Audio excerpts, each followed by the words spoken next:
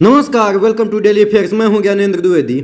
आज जब हम इंटरनेशनल कूटनीति, सिक्योरिटी और इकोनॉमिक पॉलिसी को एक साथ देखना शुरू करते हैं तो हमें यह समझना होगा कि इंडिया किस मोड़ पर खड़ा है। क्योंकि यह सिर्फ एक एससीओ समिट नहीं था, ये वो मोमेंट था जहां इंडिया ने स्टेज पर बैठकर कोई सॉफ्ट डिप्लोमेटिक स्टेटमेंट नहीं दिया, बल्कि डायरेक्टली उन कंट्रीज को चैलेंज किया जो टेररिज्म के अगेंस्ट एक्शन लेने की बात करते हैं, लेकिन जब टाइम आता है तो अपने पॉलिटिकल इंटरेस्ट के चलते साइलेंट हो जाते हैं। भारत के एनएसए अजीत डोभाल ने जब एससीओ में कहा कि टेररिज्म के अगेंस्ट डबल स्टैंडर्ड छोड़ो, तो ये सिर्फ सिंपल वर्ड्स नहीं थे, ये एक वार्निंग थी। और ये वार्निंग सिर्फ पाकिस्तान के लिए नहीं, बल्कि उन सभी पावर्स के लिए जो ऐसे ऑर्गेनाइजेशंस को गुड टेररिस्ट और बैड टेररिस्ट की थ्योरी के अंदर पर्दे के पीछे से सपोर्ट करती रही हैं। इसमें खासकर चाइना, जिसने यूएन में कई बार लश्कर तैयबा और जैश ए मोहम्मद जैसे ग्रुप्स को ग्लोबल टेररिस्ट डिक्लेयर करने के इंडिया के प्रपोजल को वीटो किया है। यही डबल स्टैंडर्ड है जिसके अगेंस्ट इंडिया अब स्ट्रांगली स्टैंड ले रहा है, ना सॉफ्ट टोन में बल्कि एक फर्म वॉइस में। लेकिन अब बात सिर्फ स्पीचेज या रेजुलेशन की नहीं रही।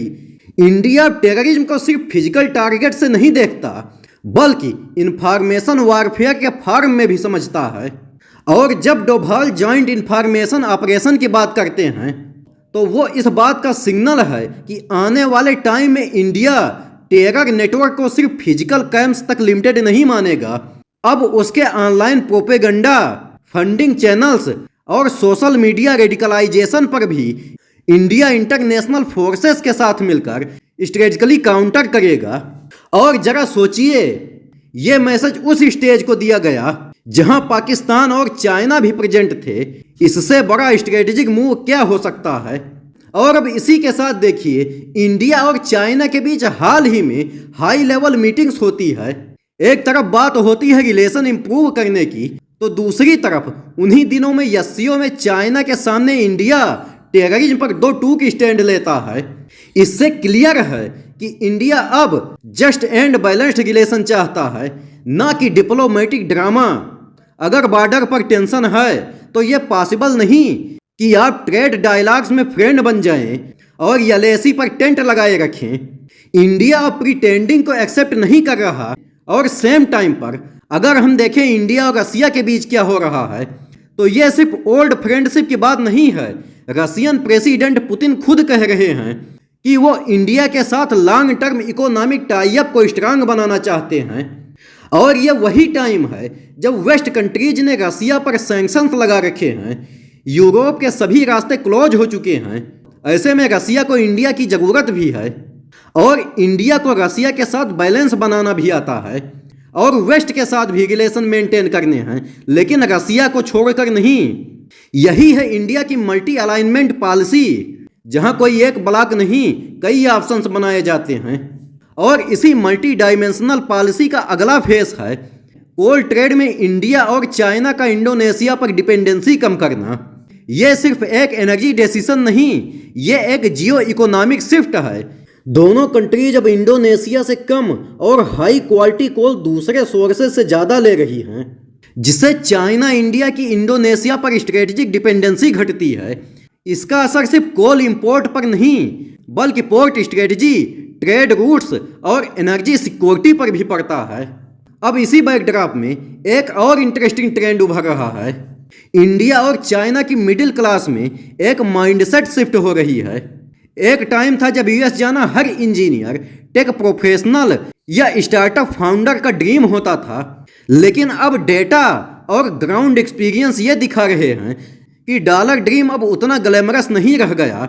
यूएस की वीजा अनसर्टिनिटी, वहाँ की पॉलिटिकल अनस्टेबिलिटी और वहाँ एशियन कम्युनिटीज के अगेंस्ट बायस, इन सब ने अब बहुत से लोगों को सोचने पर मजबूर किया है कि क्या इंडिया में स्केल और सक्सेस पाना पॉसिबल नहीं।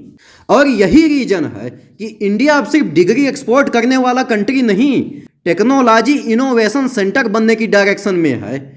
ONDC, UPI, digital public goods, ये सिर्फ एप्स नहीं हैं, ये इंडिया का एक अल्टरनेटिव ग्लोबल मॉडल बन चुके हैं। और अब जब इंडिया के यूथ सोचते हैं कि हम यहीं रहकर ग्लोबल इम्पैक्ट ला सकते हैं, तो ये सिर्फ पॉलिसी विक्ट्री नहीं, नेशनल सेल्फ रिलायंस की बिगिनिंग है। और अंत में बात फिर वहीं लौटती है एससीओ समिट में अजीत डोभाल के उस स्टेटमेंट पर। क्या यह सिर्फ एक डिप्लोमेटिक लाइन थी? जी नहीं, ये इंडिया की चेंज होती स्ट्रेटेजिक आइडेंटिटी का हिस्सा है। इंडिया अब ना तो क्वाइट ऑब्जर्वर है, ना ही पॉलिटिकल करेक्ट बने रहने के लिए अपने नेशनल इंटरेस्ट को साइड पर रखने वाला कंट्री है। इंडिया बात डायरेक्ट करता है और करता है with reserve but without compromise. तो जो लोग अब सोचते हैं कि इंडिया नॉन अलाइनमेंट पर काम कर रहा है, ये उन्हें क्लियरली समझ लेना चाहिए कि ये अब स्मार्ट अलायंस बिल्डिंग का युग है। इंडिया सबके साथ है, लेकिन नेशनल इंटरेस्ट के साथ कोई भी डील नहीं करता।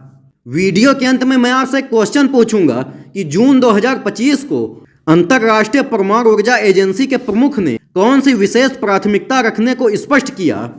ए पर है उभरते परमाणु सुविधा ब्लूप्रिंट का विकास, बी ईरान परमाणु संयंत्रों पर फिर से निरीक्षक तैनात करने की प्राथमिकता देना, सी संयुक्त राष्ट्र में ईरान की परमाणु स्थिति की वार्षिक रिपोर्ट पेश करना, और डी ईरान के परमाणु समझौते को तुरंत नवीनीकृत करना।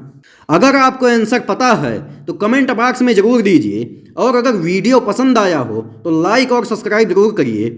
मिलते हैं अगले वीडियो में। जय हिंद।